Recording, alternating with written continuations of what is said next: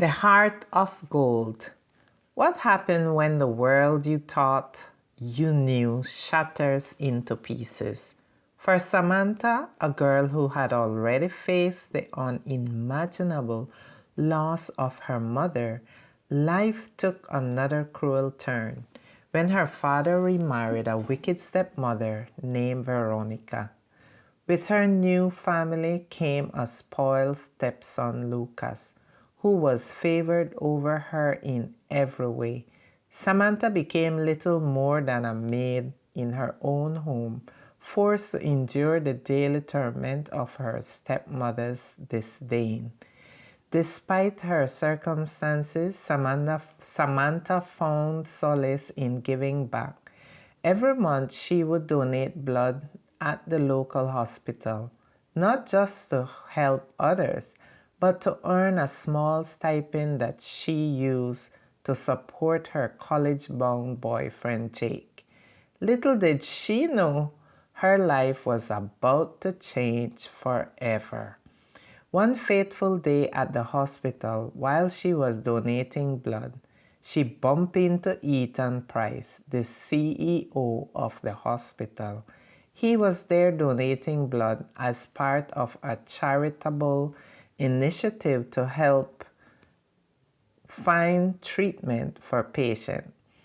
Ethan was handsome, charming, and wealthy, but he was also kind-hearted, a rarity in his world. As they chatted, Samantha felt an unexpected connection, but her heart was still heavy with thoughts of Jake. Just then, she spotted Jake across the room, laughing with another girl. As she approached, her heart sank when the girl had a smug smile, announced, "I'm pregnant with twins." The words hit Samantha like a punch to the gut.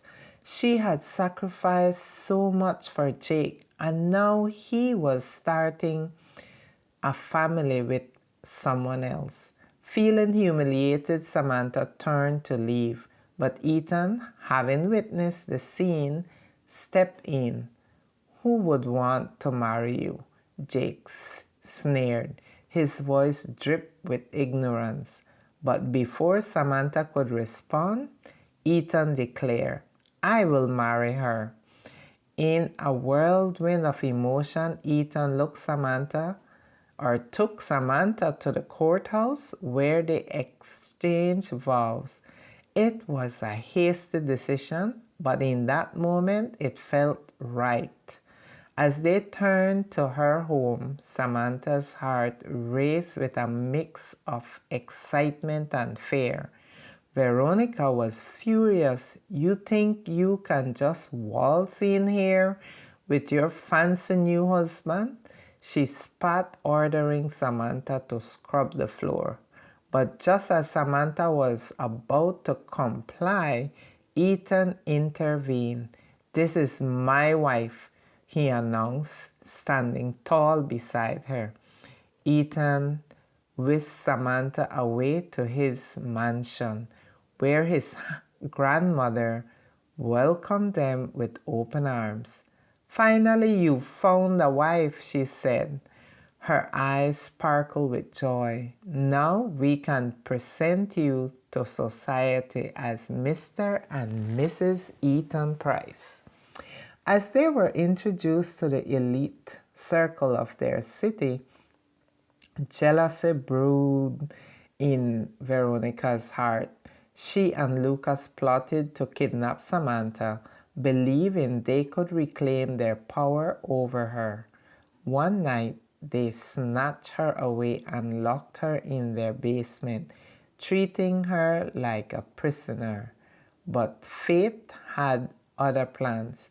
Ethan, worried when Samantha didn't return home, traced her cell phone and alerted the police. They stormed Veronica's house, rescuing Samantha and arresting her stepmother and Lucas for their crimes. With, a, with the threat behind her, Samantha and Ethan celebrated their love in a grand ceremony, surrounded by friends and family.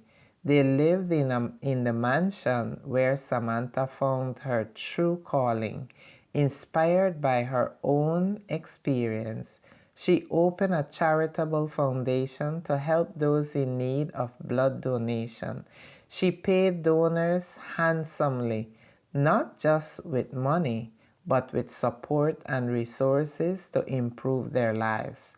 Ethan often reminded her, "Your worth is not defined by your past or how others treat you. You have a heart of gold, and that's what truly matters." Samantha learned that love and kindness could overcome even the darkest of circumstances.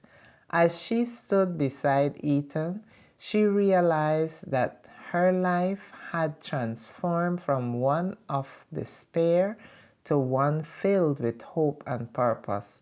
In the end, she became a beacon of light for others, proving that even in the face of adversity, one can rise above and create a life worth living. Do not be deceived. God cannot be mocked. A man reaps what he sows. Galatians 6:7. Samantha's journey was a true